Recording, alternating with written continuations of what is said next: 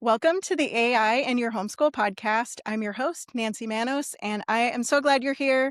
Today, we're going to be talking with Stephanie Price, and I'm thrilled to have Stephanie with me. You are a homeschool mom of 5, and you live in Colorado, and you're going to tell us a little bit about your homeschool journey. But I'm so excited because we are going to dig into some practical ways that homeschool families can use AI. So, Stephanie, welcome. Hi, thanks for having me.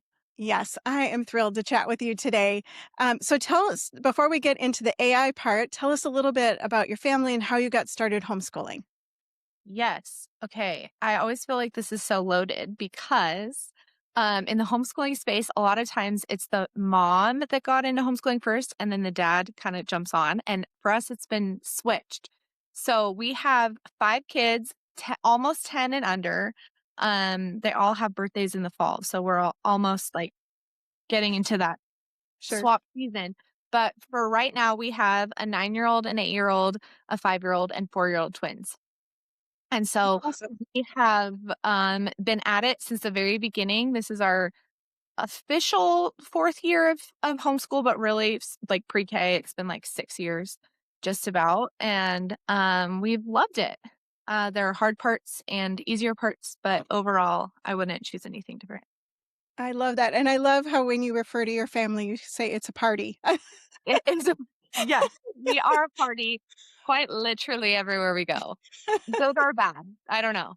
That is the best. I love big families and especially a bunch close together because then they're friends and just Yep, what a fun season. My grandkids are 7 and 10, and I'm loving this age with them. They're wild. so much fun. That's Yes, awesome. fun. Well, so share, let's dig into it. Tell us a Yeah. little bit about ways that you use AI as a homeschool family. Yeah, so we use AI, all the time in almost everything we do, and I am excited about it. I'm actually off camera, we were just chatting about how it's just like a real murky, topic. Some people love it, some people hate it, but because of my husband's in film and production and podcasting, and so we have to use it for our business a lot, and that's Mhm. just translated into homeschool a lot. So some ways that I have used it, I meal plan with Chat GPT every single week. Okay, tell me about Mm. that. What does that look like? Yes. It has saved my sanity because we eat on a rotation system generally. And if you're a homeschool mom, you know eating is a giant part of homeschooling. Yes, it if, is. if we're not eating all day, I don't know what we're doing. So I plug in some I have plugged in, and one of the first times I ever did it, meals that we love and snacks that we love, and then some, like, extra things for I have a more specific diet than my kids and my husband, and so I just type in our favorites, some of our staples, and literally every week, I just say, like, from our favorite meals, snacks, and food ideas, come up with my meal plan for the week and my grocery list. And this truly takes me about 15 minutes to kind of sift through it. Um, I'm a little squirrely with my meals, so sometimes I'll, swap things out here and there. Sure. But it gives me that grocery list, and from that grocery list, I do online ordering, and then I'm done for the whole Nice. week. And it gives me, I don't do this every time, but oftentimes if I have an extra day or an extra afternoon, I can just type in, like, give me a meal prep list for the next 2 hours so I can prep my food, and it'll just spit it out. I print it out and take it to the kitchen and get that done here and there. I really don't do that as much as I should, but it's so helpful. That is so smart. That was the whole time we homeschooled, and now as a grandma of homeschooled kids, I always marvel at the food situation, like you said. It feels like they've had breakfast and a snack and lunch and a snack, and now it's time for dinner, and you're like, "I'm gonna lose my mind if I have to plan one more meal." So if we Yeah. can use AI to make it simpler, more streamlined. I absolutely love ordering groceries.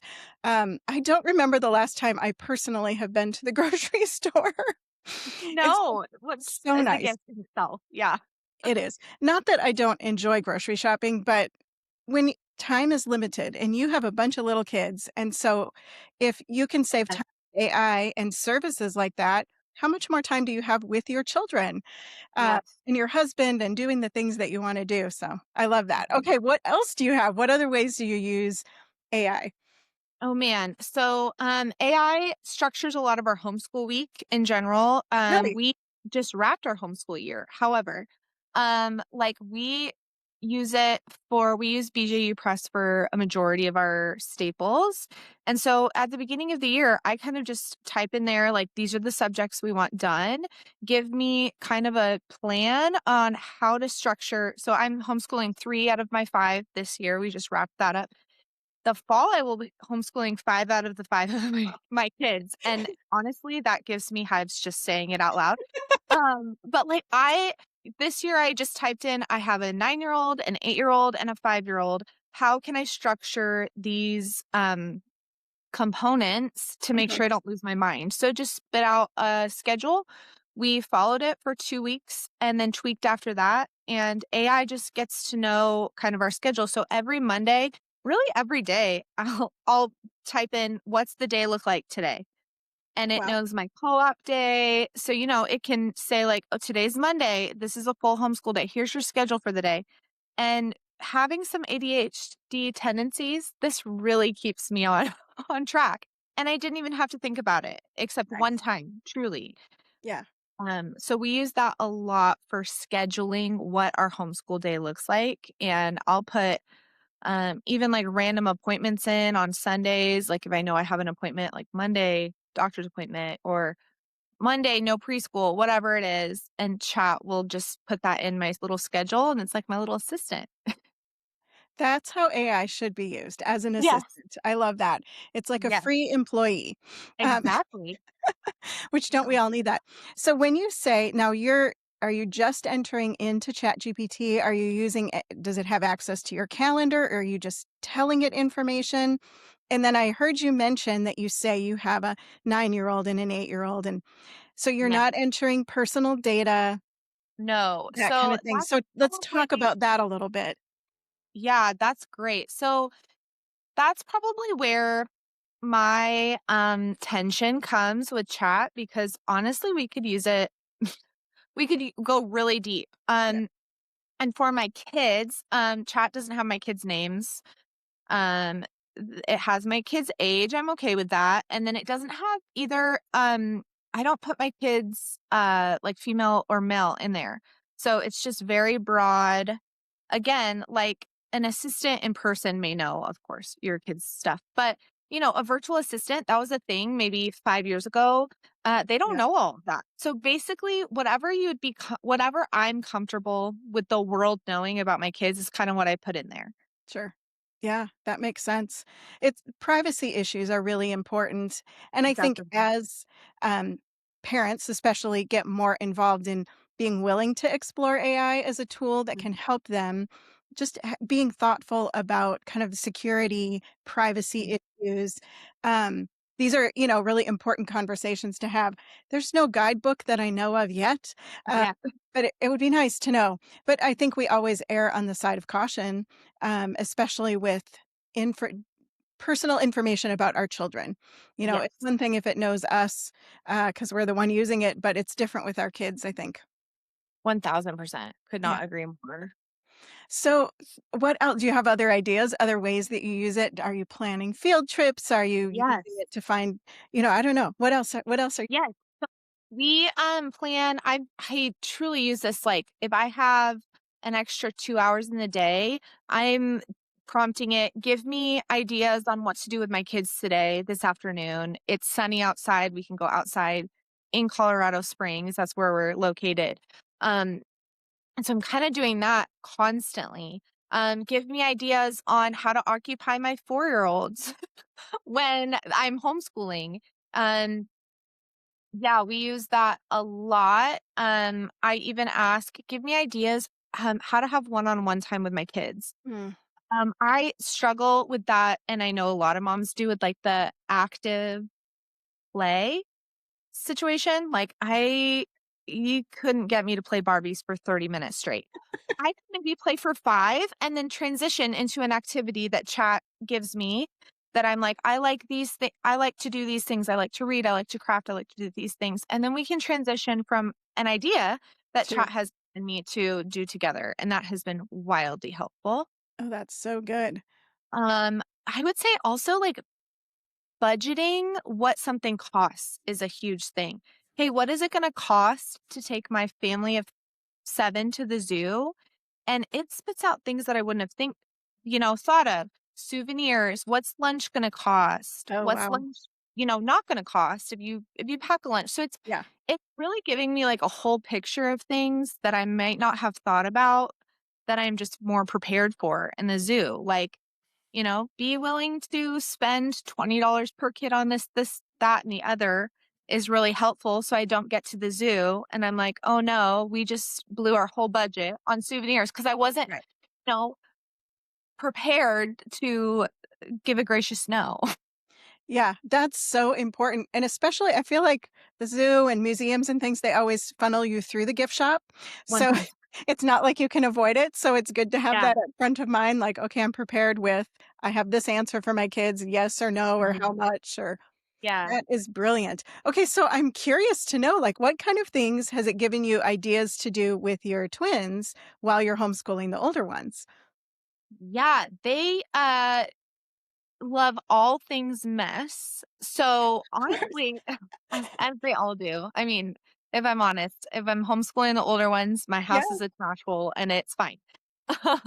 But they've given me chat has given me stuff for them. Ideas on how to make a magnet tile set, like a oh, little ramp. Um, Links to make a slime that isn't sticky. Brilliant. Again, um, like they're really into messes. I'm not going to buy slime, like hard yeah, pass. But just stuff like that, like easy, easy stuff. I'm always typing in easy ways or only takes 2 items. I oh, that's had smart. There was just like bring up YouTube videos on how to make a track. Like I'm not very creative in the poof, like I don't make things out of nothing. But if you give me something I can look at and do, so I use that a lot for them. Like make me a track out of Smart, Duplo tracks or magnetiles or a marble run, so that's wildly helpful too, and yeah, honestly, we can do that in Google, right? That's sure, fine too, but chat gives me, like, an idea for the week, like, 1 idea a day or something to that nice. extent. That is fantastic. So thinking about, you're raising your kids are pretty young yet, right? Mhm. Yeah. But AI is already baked into everything. You open Yes. your email and AI is telling you how you can respond in a more professional or more friendly way or whatever. It's crazy to me how AI is baked into so many things. But you're Yeah. raising kids that are going to have a job in the future where they're going to have AI skills.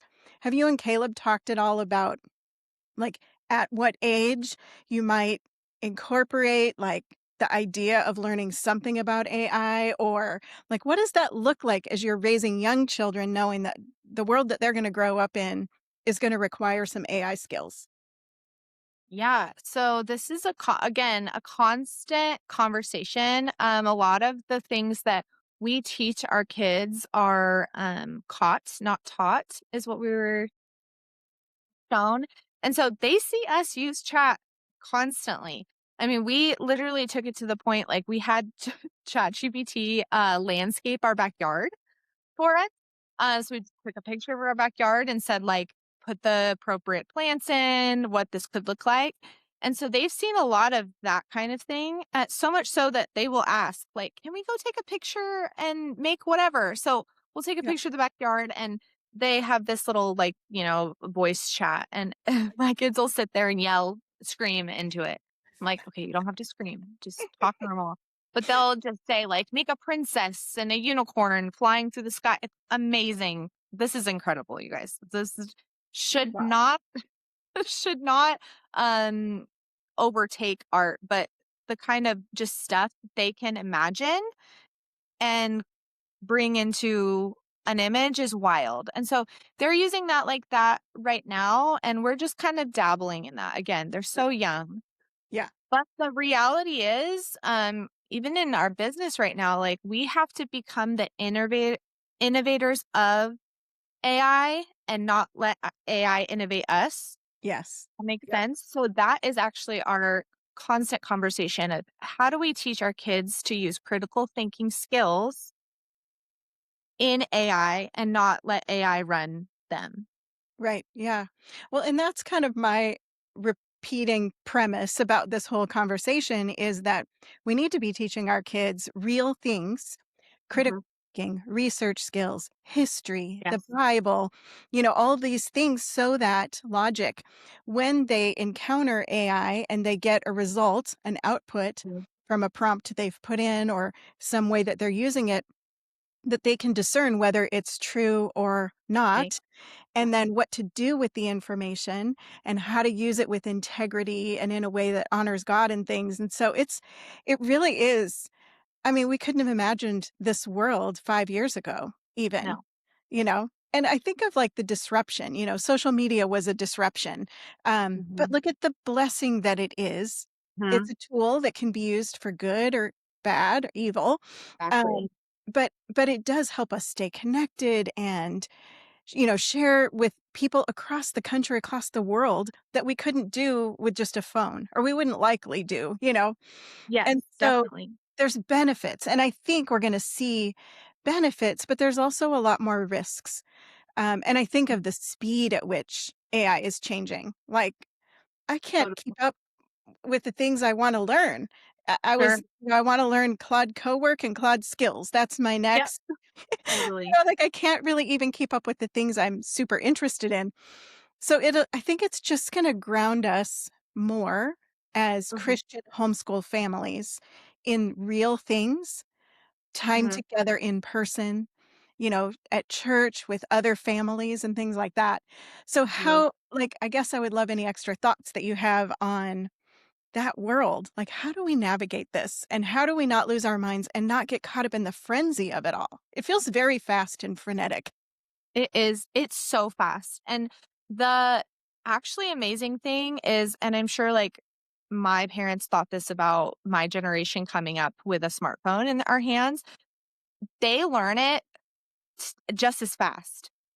It's Right? true. So it may feel to us like it's changing so fast and we're like, "Wait." For them it's like, "Oh, it didn't even change. I'm just learning with that with it." So that's actually pretty cool. It It's is again cool. like letting us learn how to innovate AI and not the other way around. Yes. I think something that we're doing, we're still memorizing the Bible all the time, and we're Good. not using AI, to tell us what the Bible says, we're actually reading it. And that's the goal, right? Is we can test everything against the Bible and it will come out truth every time.